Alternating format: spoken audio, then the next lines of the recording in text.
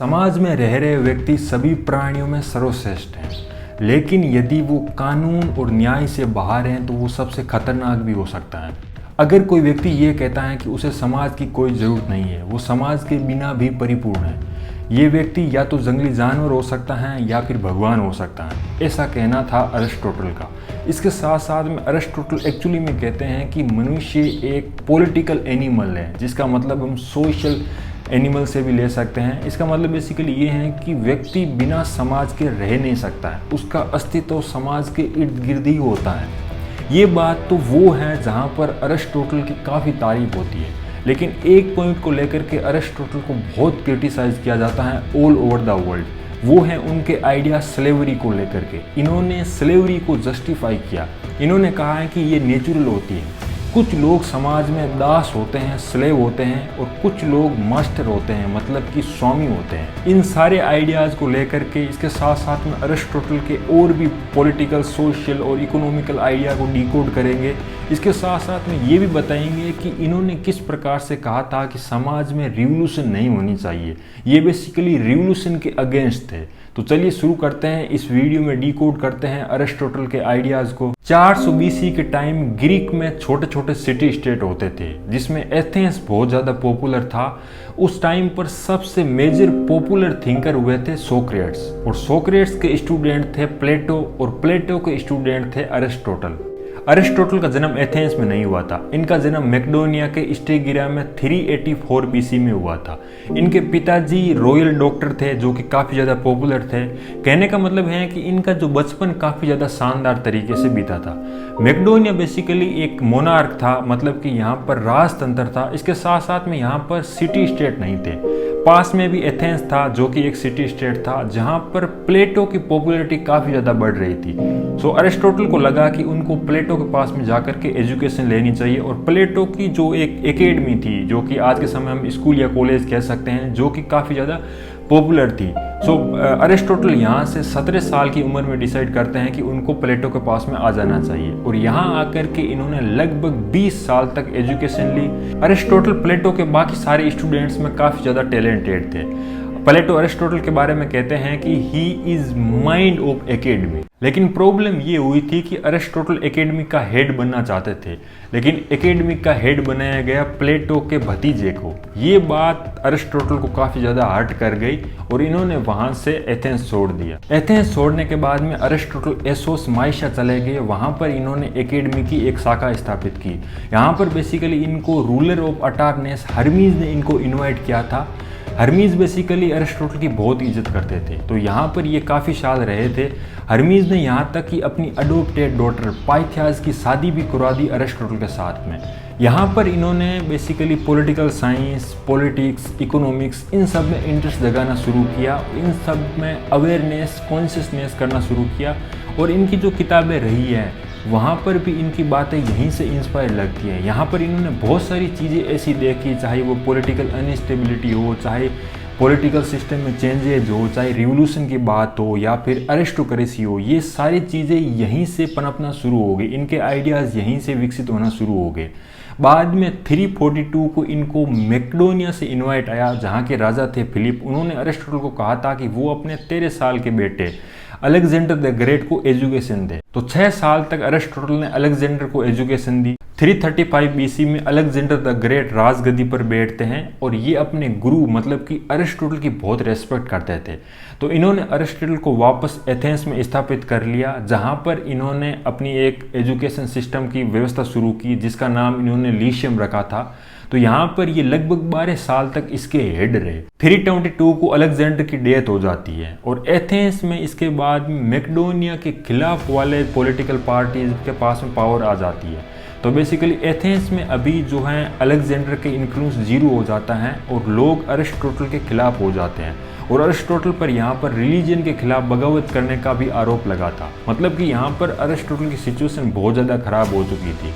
तो अरिस्टोटल ने पसंद किया कि वो एथेंस छोड़ दे, और जाते वक्त इन्होंने कहा था कि मैं एथेंसियंस को दूसरी बार फिलोसॉफी के खिलाफ क्राइम करने का मौका नहीं दूंगा। क्योंकि पहली बार जो सोक्रेट्स के साथ में हुआ था, जो उनको पॉइजन दिया गया था, वो काफ़ी ज़्यादा शर्मनाक था आज तक की फिलोसॉफी के पूरी हिस्ट्री में। इसी साल एथेंस से भागने के बाद में इनकी डेथ हो जाती है। कई लोग कहते हैं कि इन्होंने सुसाइड किया होगा, लेकिन इसके बारे में कोई सॉलिड प्रूफ नहीं मिलते हैं। अरिस्टोटल के आइडियाज़ केवल पॉलिटिक्स तक सीमित नहीं है, बल्कि natural science, psychology, economics, speech art, literature, इसके साथ साथ में और भी बहुत सारे सब्जेक्ट्स में इनका योगदान है।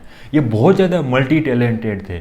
इन्होंने अब तक लगभग 400 से अधिक किताबें लिखी, जिसमें से पॉलिटिक्स सबसे ज़्यादा इंपॉर्टेंट एंड पॉपुलर है। अरिस्टोटल के बाकी आइडियाज़ को डिस्कस करने से पहले इनके स्टेट के ओरिजिन को जो आइडियाज़ रहे हैं उनको डिस्कस कर लेते हैं।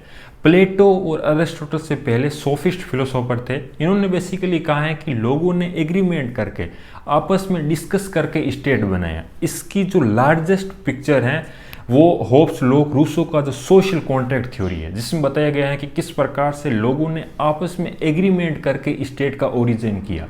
अरिस्टोटल बेसिकली इसके सख्त खिलाफ थे। इनका मानना था कि व्यक्ति जो होते हैं, मनुष्य जो होते हैं, वो सामाजिक प्राणी है, वो एक राजनीतिक प्राणी है, और स्टेट की जो ये संस्था है ये नेचुरल है, इसको बनाने की ज़रूरत नहीं है, ये मैन मेड नहीं है। इनका मानना था कि बाकी जो क्रिएचर हैं वो भी सोशल है, लेकिन चूंकि उनके अंदर इंटेलेक्चुअल पावर नहीं होती है, इसी कारण से वो इस तरह के इंस्टीट्यूशन क्रिएट नहीं कर पाते हैं। इनका मानना था कि जो फैमिली है वो पहली यूनिट है स्टेट की।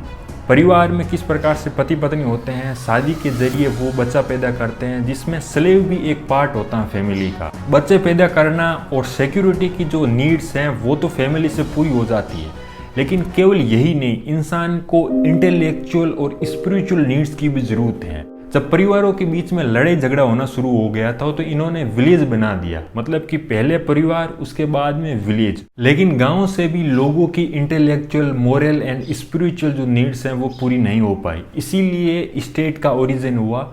और स्टेट सिक्योरिटी एंड जस्टिस में भी सबसे टॉप पर है। इसके साथ साथ में लोगों की जो स्पिरिचुअल एंड इंटेलेक्चुअल नीड होती हैं वो भी स्टेट बहुत पूरी तरीके से पूरी कर पाता है। तो बेसिकली अरिस्टोटल का कहना ये था कि परिवार एक पहली यूनिट है, इसके बाद में गांव, विलेज, और इसके बाद में स्टेट।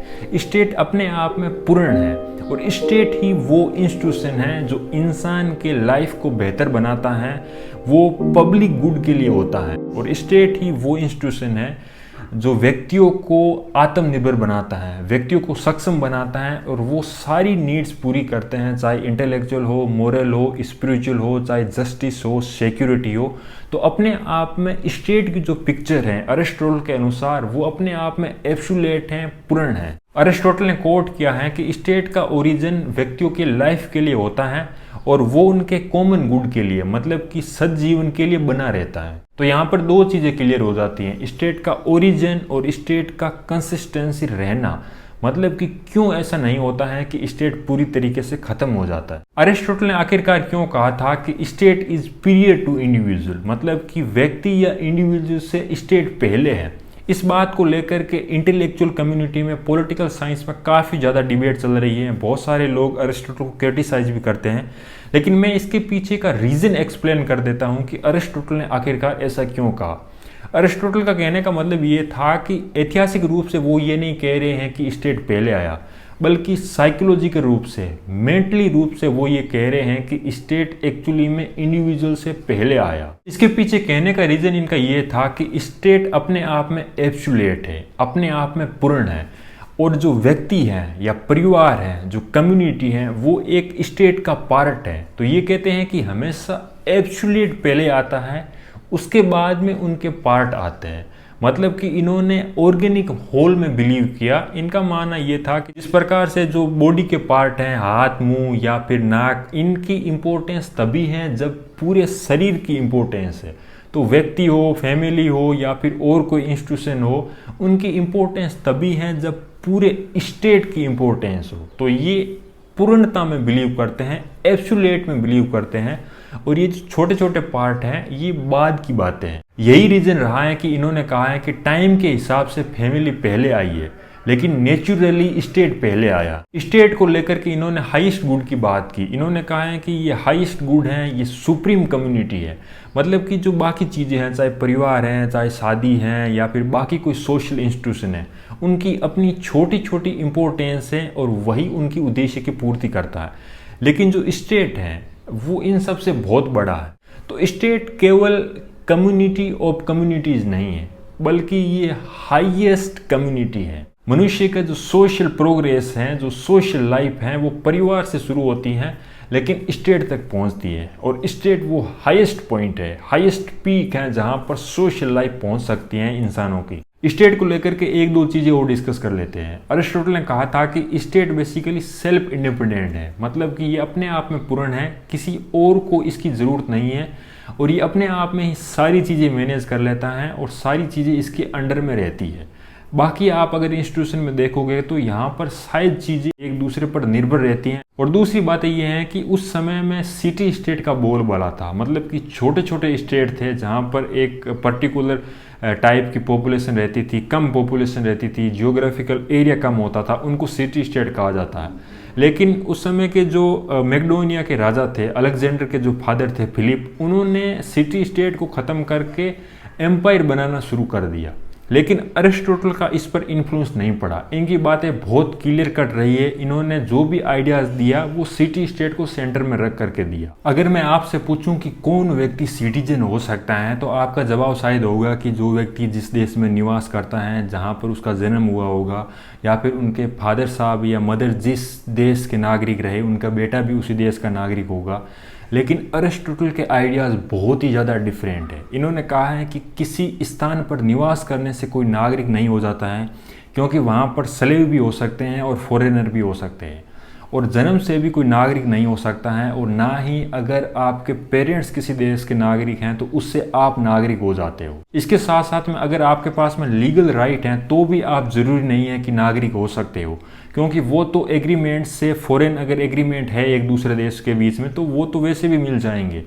तो इन्होंने निवास स्थान के आधार पर, जन्म के आधार पर या फिर अपने परिवार के आधार पर नागरिकता को क्लियरली इग्नोर किया था। इन्होंने कहा है कि ये कोई कैटेगरी सही नहीं है। इनकी नागरिकता को अगर डिफाइन करें तो इन्होंने कहा है कि कोई भी व्यक्ति जो शासन व्यवस्था में, एडमिनिस्ट्रेशन में, गवर्नेंस में भाग लेता है किसी पोस्ट को लेकर के, वो एक्चुअली में नागरिक होता है उस पर्टिकुलर देश का। उस टाइम की बात करें तो सिटी स्टेट का। उस टाइम पर एथेंस में बात करें तो शासन व्यवस्था में पार्टिसिपेट करने के लिए एक इंस्टीट्यूशन होती थी जिसका नाम इक्लेशिया था, और जस्टिस को लेकर के जो संस्था थी उसको हेलिया कहा जाता था, और इसमें 30 साल से अधिक उम्र के लोग पार्टिसिपेट करते थे। अरिस्टोटल भी प्लेटो की तरह लिमिटेड सिटीजनशिप में बिलीव करते थे।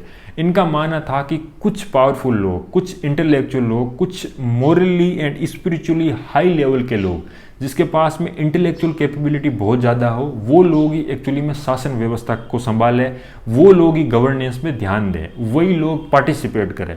बाकी लोग जो इंटेलेक्चुअली उतने ज़्यादा पावरफुल नहीं है, हो सकता है कि वो फिजिकली बहुत ज़्यादा पावरफुल हो, तो उनके पास से बाकी जो कम इम्पोर्टेंट काम है, जैसे माइंस में काम करना हो गया, खाना बनाना हो गया, मकान बनाना हो गया, खेती करना हो गया, काम धंधा करना हो गया जिसको हम बिजनेस कहते हैं, ये सारे काम वो कम इंटेलेक्चुअल लोग करें ताकि इन लोगों के पास में टाइम रहे, ये लोग फ्री माइंडेड से काम कर सके, जिसको उन्होंने लेजर कहा। वैसे लेजर का मतलब छुट्टियां होती हैं, लेकिन इसका मतलब वेकेशन से या फिर 1-2 दिन की छुट्टियों से नहीं है।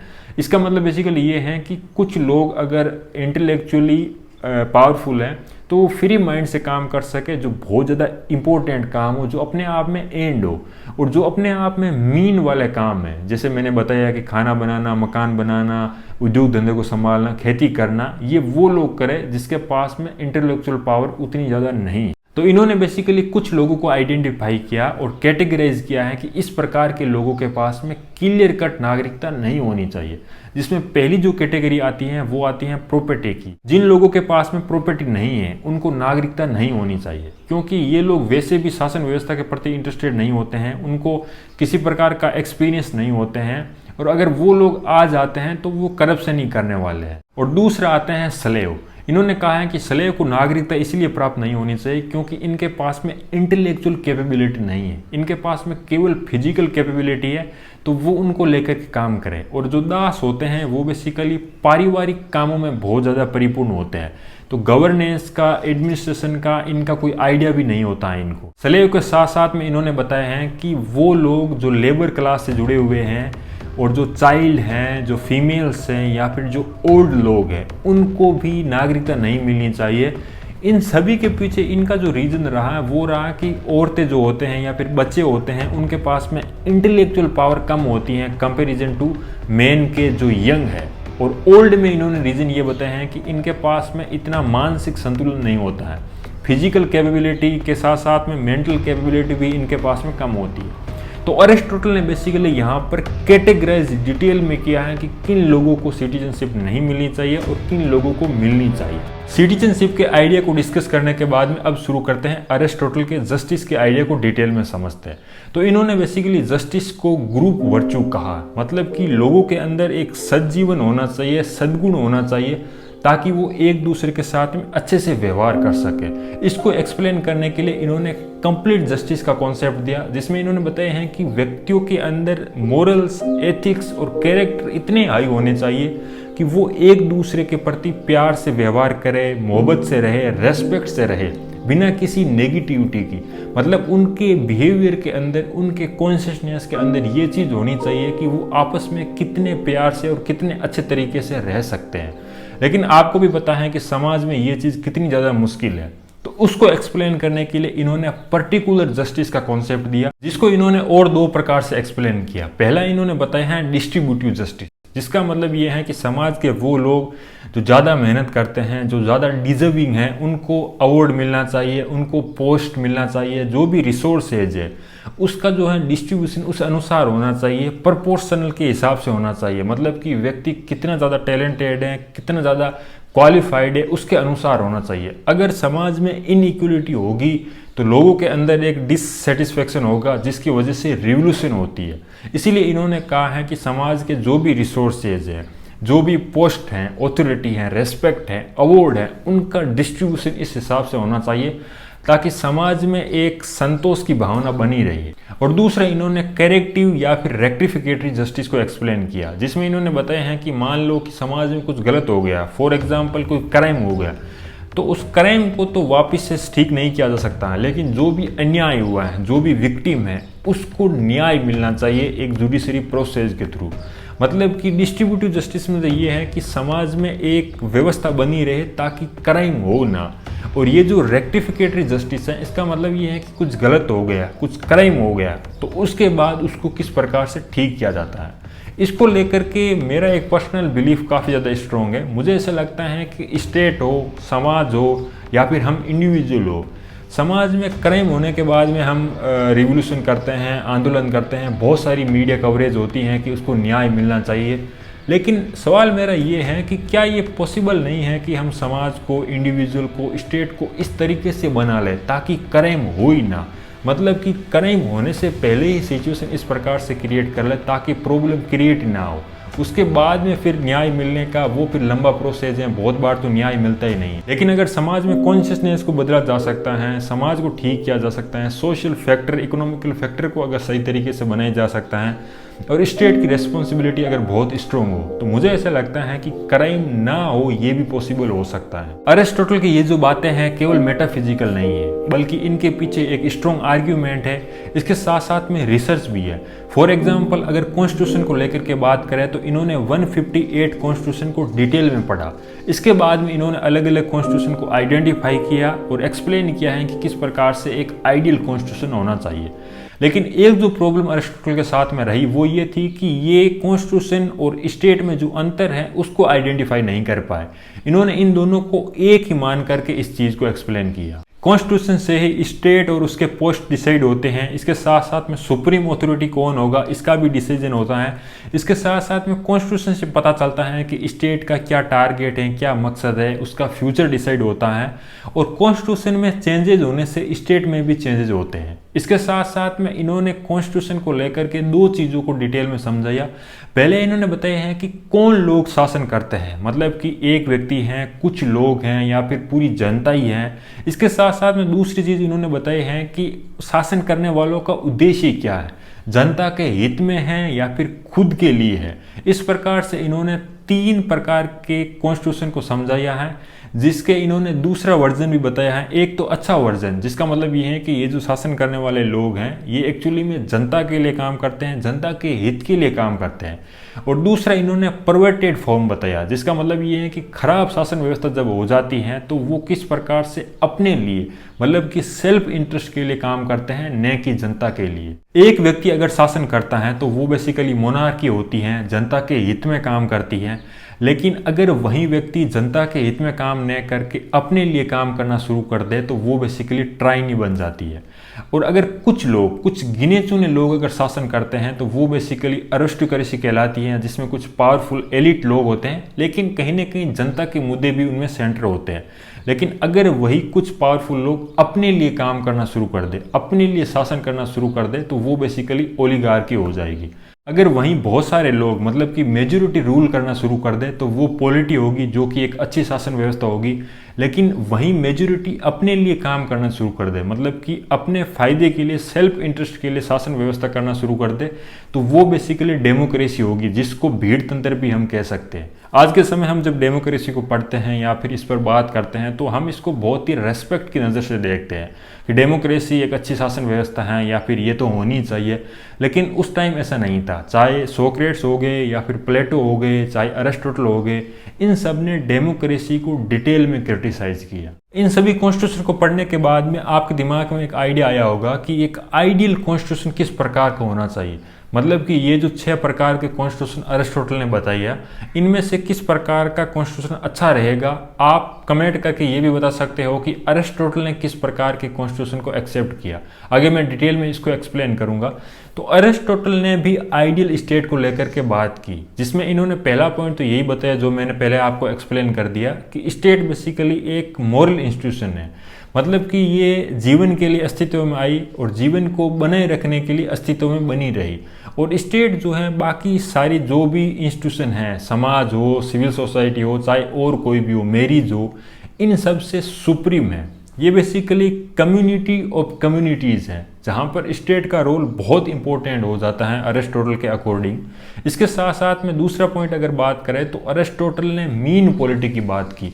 मतलब कि ये एक्सट्रीम नहीं थे। इन्होंने कहा है कि मिडिल पाथ का यूज करना चाहिए। कोई भी चीज़ एक्सट्रीम सही नहीं हो सकती है, चाहे लेफ्ट में हो, राइट में हो, आगे हो, पीछे हो, ब्लैक एंड वाइट हो। चीज़ें हमेशा काम करती हैं मिडिल पाथ में। हमें चीज़ों को समझ करके मिडिल में डिसाइड करना होगा कि कौन सी चीज़ें सही होती।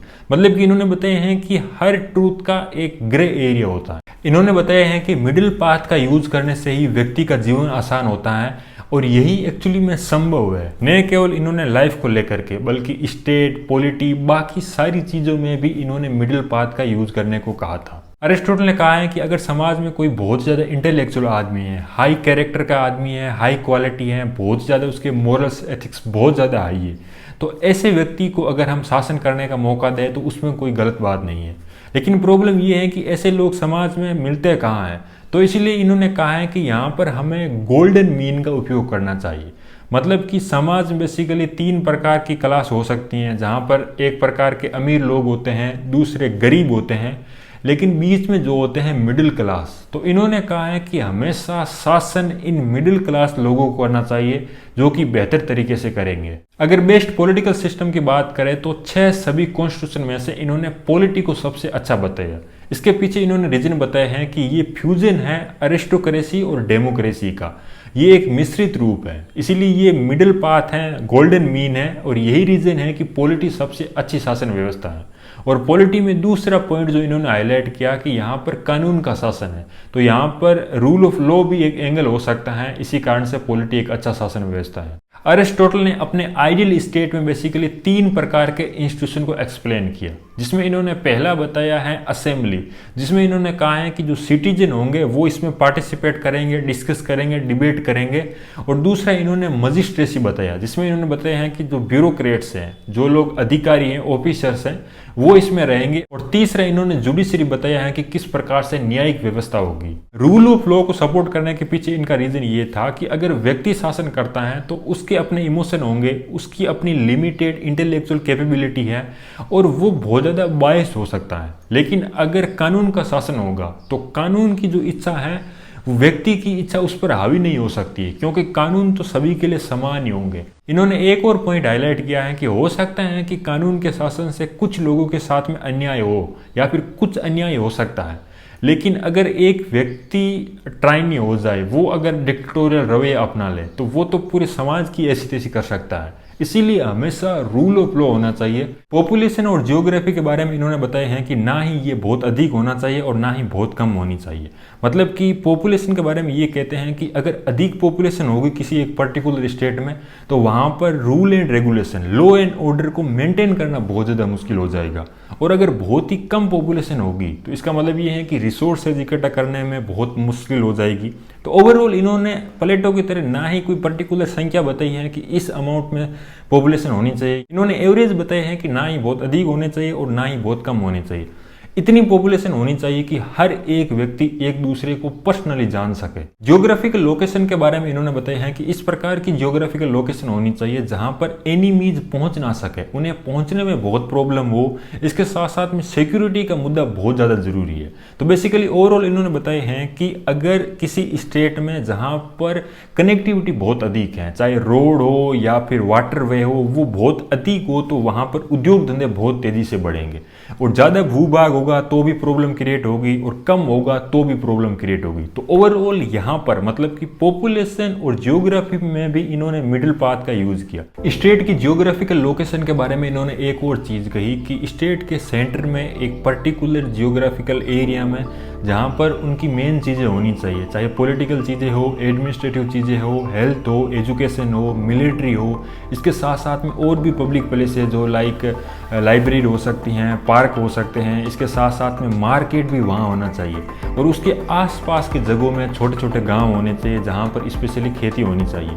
तो ओवरऑल इन्होंने इस प्रकार से उसको डिफाइन किया। इसका कनेक्शन आप मॉडर्न टाइम में भी देख सकते हो कि मॉडर्न जो शहर हैं, किसी भी पर्टिकुलर शहर को लेकर के आप समझ सकते हो कि किस प्रकार से एक पर्टिकुलर एरिया में सारी चीज़ें होती हैं और आसपास में बहुत ही कम पॉपुलेशन होती हैं और कम रिसोर्सेज भी होते हैं। सिटीजन के कैरेक्टर किस प्रकार का होना चाहिए, इस पर इन्होंने कहा है कि ऐसे लोग ग्रीक जैसे होने चाहिए, मतलब कि हाईली इंटेलेक्चुअल लोग, क्रेजियस लोग और एक्साइटमेंट होने चाहिए। मतलब कि इन्होंने बताया है कि ग्रीक के जो लोग हैं वो ही इन क्वालिटी से परिपूर्ण है, बाकी लोग ऐसे नहीं है। बाकी जो भी नस्ल के लोग हैं ऑल ओवर द वर्ल्ड, यूनान के लोग को छोड़ करके, ग्रीक के लोग को छोड़ करके वो सही नहीं है।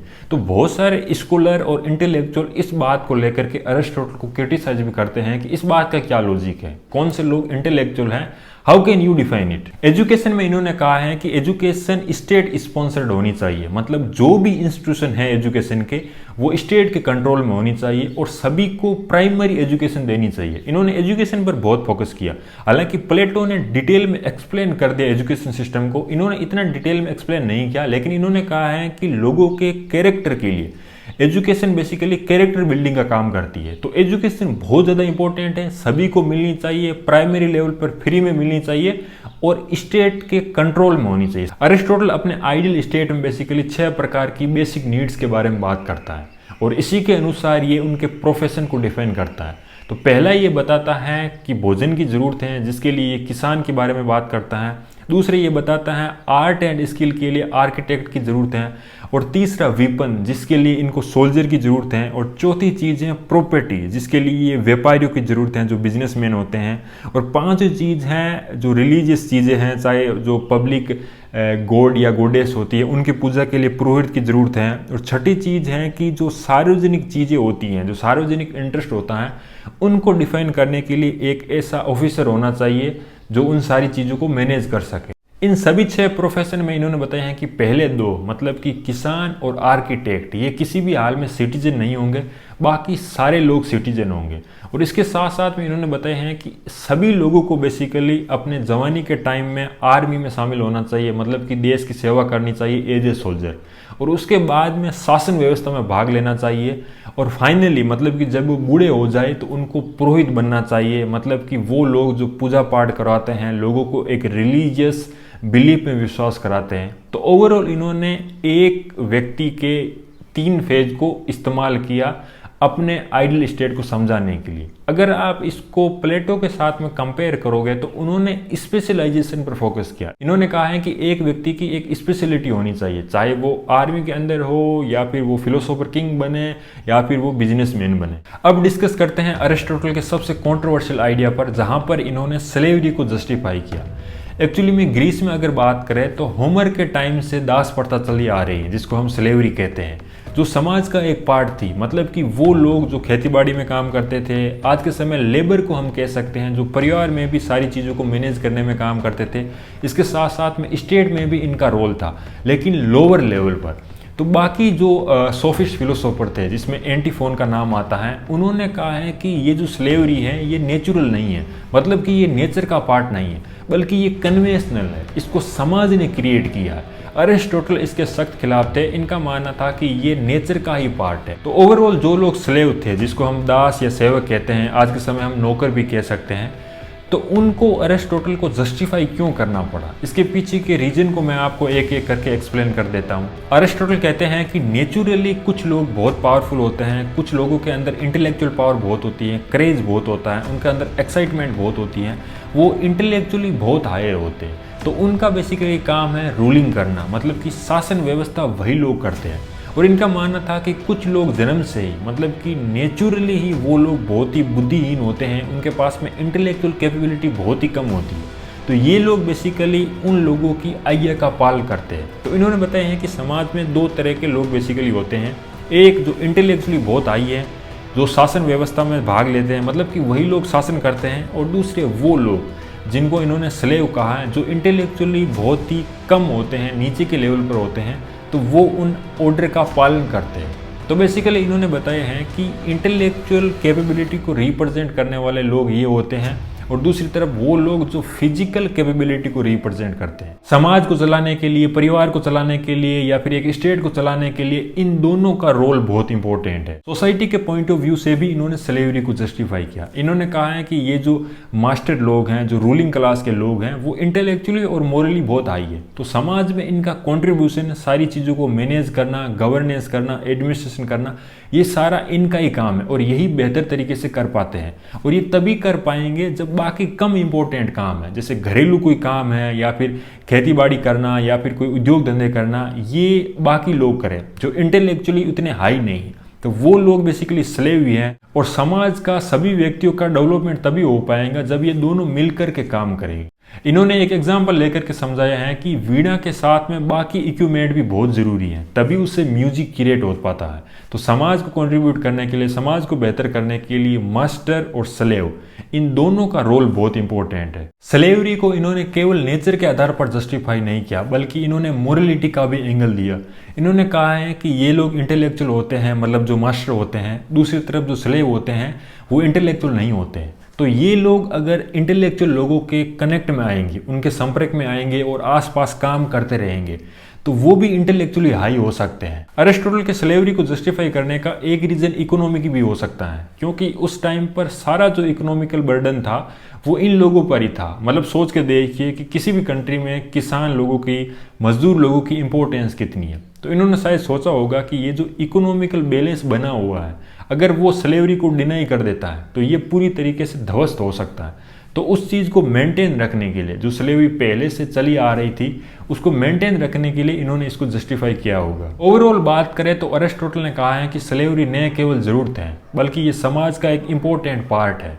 स्लेवरी को इन्होंने 2 प्रकारों में बांटा। पहला इन्होंने कहा नेचुरल स्लेव, मतलब कि वो लोग जो फिजिकली बहुत पावरफुल है, लेकिन मेंटली, इमोशनली, इंटेलेक्चुअली वो लोग बुद्धिहीन लोग हैं। और दूसरा इन्होंने बताया है लीगल स्लेव। अगर युद्ध में कोई लोग हार जाते हैं और उनको अगर स्लेव बना लिया जाता है तो वो लीगल स्लेव होते हैं। हालांकि ये लीगल स्लेव के अगेंस्ट थे, क्योंकि इनका मानना था कि जो वॉर होती हैं वो ज़रूरी नहीं है कि जस्टिफाई हो, मतलब कि न्यायिक रूप से युद्ध होना सही भी हो या फिर गलत भी हो सकता है। हो सकता है कि कोई राजा बहुत ज़्यादा अग्रेसिव हो, इलॉजिकल हो, तो भी वो युद्ध कर सकता है और इन लोगों को बंदी बना सकता है। तो इन्होंने कहा है कि ये गलत बात है, लेकिन वहाँ तक ठीक है जहाँ पर जो लोग युद्ध में उन लोगों को बंदी बनाते हैं वो लोग ज़्यादा पावरफुल हो, मतलब कि जिन लोगों को युद्ध हराया जा रहा है वो कम इंटेलेक्चुअल लोग हो। अगर वो लोग इंटेलेक्चुअली हाई हो तो उनको बंदी मत बनाओ। स्लेवरी पर इन सारी बातों को सुनकर के आपको लगता होगा कि अरिस्टोटल बहुत ज़्यादा ब्रुटल थे इन स्लेव के प्रति। ये बात सही भी है, लेकिन कई बार उनके प्रति सहानुभूति भी देखने को मिलती है। मतलब कि पहला पॉइंट तो ये भी हो गया है कि इन्होंने कहा था कि इन स्लेव को टाइम टू टाइम मौका देना चाहिए इस स्लेवरी से बाहर निकलने का। और दूसरी चीज़ है कि इनको खाना बहुत अच्छे से मिलना चाहिए, इनके प्रति बिहेवियर बहुत अच्छा होना चाहिए। मतलब जो मास्टर लोग हैं वो उनसे अच्छे से बात करें, प्यार से बात करें, रेस्पेक्ट से बात करें, मतलब इनकी डिग्निटी और इंडिविजुअलिटी भी मेंटेन रहे। अगर कोई मास्टर इनसे मिसबिहेव करता है, गलत तरीके से बात करता है या फिर उनको खाना नहीं दिया जाता, किसी भी प्रकार की खराब हरकत अगर इनके साथ में की जाती है तो ये स्टेट का कर्तव्य है कि वो उन लोगों को पनिश करे। और दूसरी बात ये है कि अरिस्टोटल ने कहा है कि ये नेचुरल तो है, लेकिन ज़रूरी नहीं है कि दास का बेटा दास बने। मतलब कि ये जन्म के आधार पर नहीं है, ये क्वालिटी के आधार पर है। अगर इंटेलेक्चुअली कोई व्यक्ति लो है तो वो स्लेव बनेगा, और इंटेलेक्चुअली कोई व्यक्ति हाई है तो वो मास्टर बनेगा। और अगर स्लेव का बेटा जो बहुत इंटेलेक्चुअली हाई हो तो वो ज़रूरी नहीं है स्लेव बनेगा, वो मास्टर बनेगा।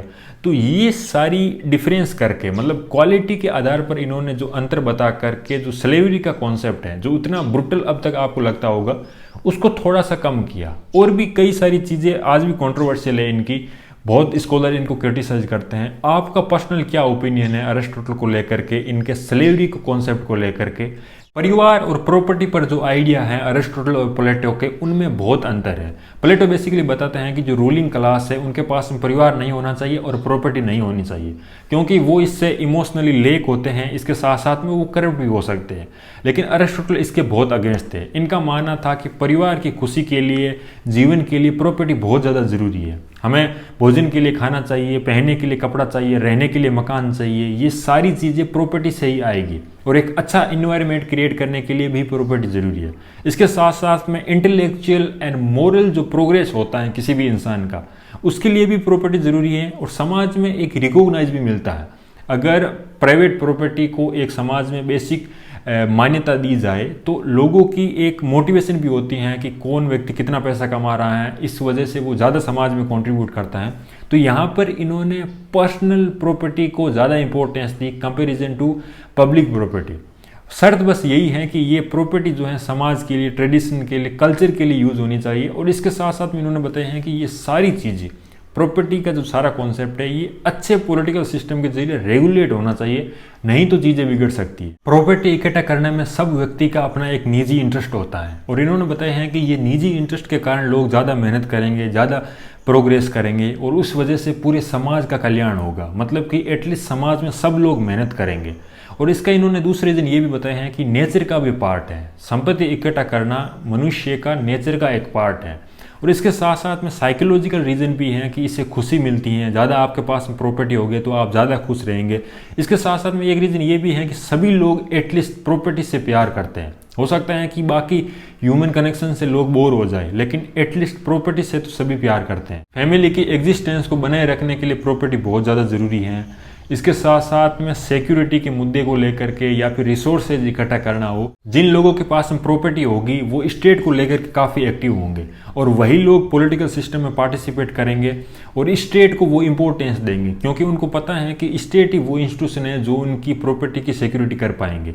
जिन लोगों के पास में प्रॉपर्टी नहीं है वो ना ही पॉलिटिकल सिस्टम में इंटरेस्ट दिखाएंगे, वो अपने मौज में ही रहेंगे। मतलब कि वो समाज की रेस्पॉन्सिबिलिटी को लेकर भी एक्टिव नहीं होंगे। और दूसरा रीज़न मैंने सिटीजनशिप में भी एक्सप्लेन किया है कि किस प्रकार से अरिस्टोटल ने कहा है कि जिन लोगों के पास प्रॉपर्टी होती है वो उनको मैनेज करना जानते हैं। मतलब कि इनके अंदर मैनेजमेंट स्किल बहुत आई होती है।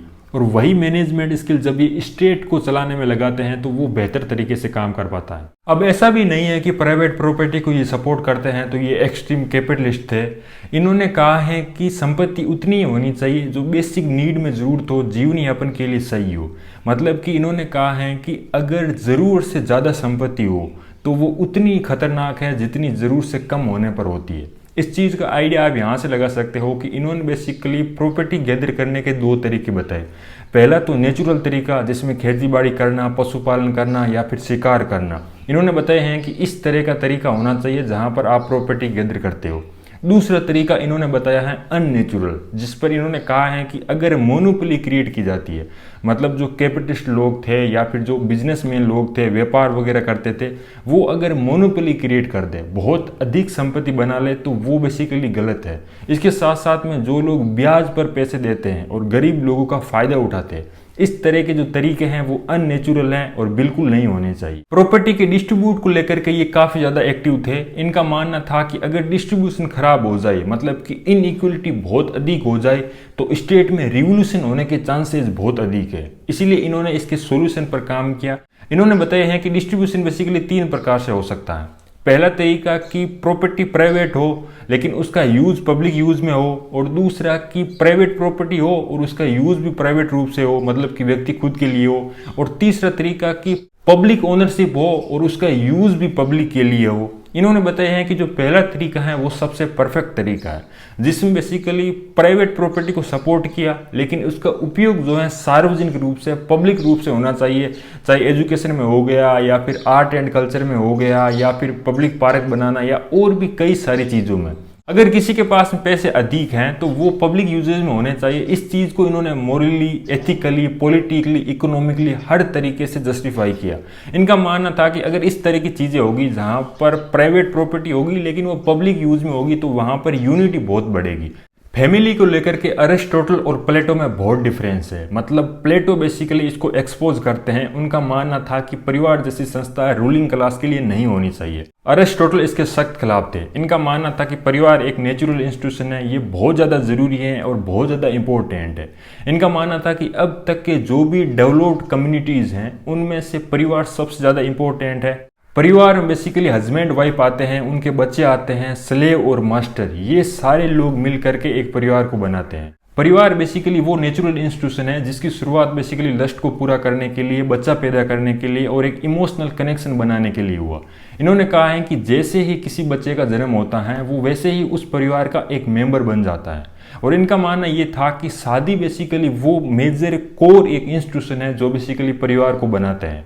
और आप अगर इंडियन सोसाइटी में देखोगे तो शादी किस प्रकार से एक पवित्र रिलेशन माना जाता है, एक पवित्र इंस्टीट्यूशन माना जाता है। हिस्टोरिकली अगर आप देखोगे तो परिवार से ही चीज़ें शुरू होती हैं और स्टेट तक पहुंचती है। मतलब कि परिवार का जो कोर इंस्टीट्यूशन है वो शादी है और स्टेट का जो कोर इंस्टीट्यूशन है वो परिवार है। एक चीज को लेकर के अरिस्टोटल को बहुत क्रिटिसाइज किया जाता है कि इन्होंने महिलाओं को उतनी ज्यादा इंपॉर्टेंस नहीं दी। इनका मानना था कि समाज में जिस तरह से स्लेव होते हैं, मास्टर होते हैं, उसी प्रकार से पुरुषों के पास में ज्यादा इंटेलेक्चुअल पावर होती है और महिलाओं के पास में कम होती है। मतलब कि इनका कहना था कि पुरुषों को काम आदेश देना है, ऑर्डर देना है, और महिलाओं को काम उनको एक्सेप्ट करना है। मतलब कि इन्होंने इंटेलेक्चुअली महिलाओं को बहुत ही कम माना। यहाँ पर बहुत सारे लोग इनको क्रिटिसाइज करते हैं, लेकिन इसके अपार्ट अगर देखें तो प्लेटो को लोग एडमायर करते हैं। इसका रीजन ये है कि प्लेटो ने बेसिकली वहाँ पर इक्वलिटी का बात की थी कि महिला और पुरुष दोनों समान है। वहाँ पर इन्होंने यहाँ तक कहा है कि महिलाएं भी फिलोसोफर क्वीन हो सकती है। कई स्कॉलर तो उन्हें फर्स्ट फेमिनिस्ट भी कहते हैं। बच्चा पैदा करने के लिए जो शादी का कॉन्सेप्ट है वो बेसिकली इनके अनुसार स्टेट से रेगुलेट होना चाहिए। मतलब कि स्टेट शादी को रेगुलेट करे। और इसके साथ साथ में इन्होंने कहा है कि मिनिमम एज बेसिकली लड़के की 18 साल होनी चाहिए और लड़के की 37 होनी चाहिए। और बच्चा पैदा करने की जो हाईएस्ट उम्र है वो मर्दों के अंदर 70 साल होती है और महिलाओं के अंदर 50 साल होती है। इसके साथ साथ में इन्होंने कहा है कि फिलोसोफर से भी मदद लेनी चाहिए और मेडिकल भी देखना चाहिए कि क्या टाइम परफेक्ट है बच्चा पैदा करने के लिए। और अगर पॉपुलेशन ज़्यादा बढ़ जाए तो पॉपुलेशन को कंट्रोल करने के लिए इन्होंने कानून बनाने की भी बात की। इसके साथ साथ में ये क्लियरली अबॉर्शन को सपोर्ट करते हैं। इनका मानना था कि अगर बच्चे हैंडीकेप पैदा होते हैं या फिर बच्चे अगली होते हैं, तो इस तरह के बच्चे कोशिश करनी चाहिए कि ना पैदा हो। मतलब कि परिवार को लेकर के, शादी को लेकर के, बच्चे पैदा करने को लेकर के इनके पूरे ये आइडियाज़ थे। अरिस्टोटल के बारे में हमने जितने भी आइडियाज़ की बात की वो बेसिकली ऊपरी तौर पर हमने एक्सप्लेन किया। फ्यूचर में हो सकता है कि इनको और डिटेल में समझे ताकि एक क्रिटिकल एनालिसिस भी कर पाए। लेकिन इन सब के बीच में एक टॉपिक को मैंने छोड़ दिया, वो है रिवोल्यूशन। अरिस्टोटल ने रिवोल्यूशन को लेकर के बहुत डिटेल में बात की कि क्या एक्चुअली में रीज़न है कि समाज में रिवोल्यूशन नहीं होने चाहिए। मतलब कि ये रिवोल्यूशन के सख्त खिलाफ थे। इसके साथ साथ में इन्होंने डिटेल में इसके सॉल्यूशन भी दिए। तो नेक्स्ट वीडियो में डिटेल में बात करते हैं अरिस्टोटल के रिवोल्यूशन को लेकर आइडियाज़ को। इस वीडियो में बताई गई बातें अलग अलग सोर्स से ली गई है और ये पूरी कोशिश की गई है कि मैं अपनी किसी भी प्रकार का ओपिनियन न दे करके अनबायस्ड तरीके से आपके सामने प्रेजेंट करूं। अगर इसके बावजूद भी किसी भी प्रकार की फैक्चुअली और कॉन्सेप्चुअली मिस्टेक हुई है तो आप उसे हाईलाइट कर सकते हैं। कमेंट में टाइमलाइन बता करके अपना सोर्स दे करके उसको हाईलाइट कीजिए। Thank you so much.